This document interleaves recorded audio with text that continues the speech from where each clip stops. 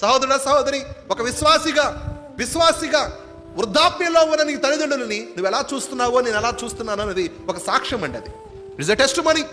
అది మన నోటి సాక్ష్యం కన్నా కూడా మన క్రియా సాక్ష్యం అనేది ఇంకా గొప్పదండి.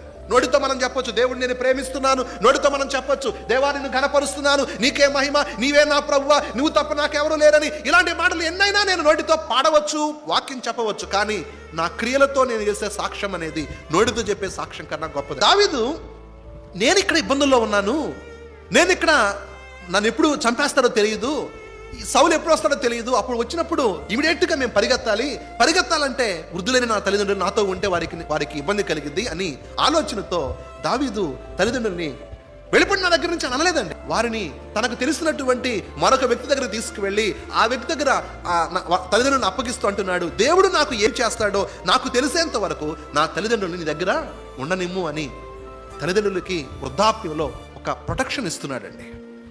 చాలా విషయాలు ఉండొచ్చు దావీదు తల్లిదండ్రులకి మధ్య. తన బాధ్యతలు ఎప్పుడూ కూడా మరవలేదు, తన కష్ట సమయంలో కూడా విడవలేదు.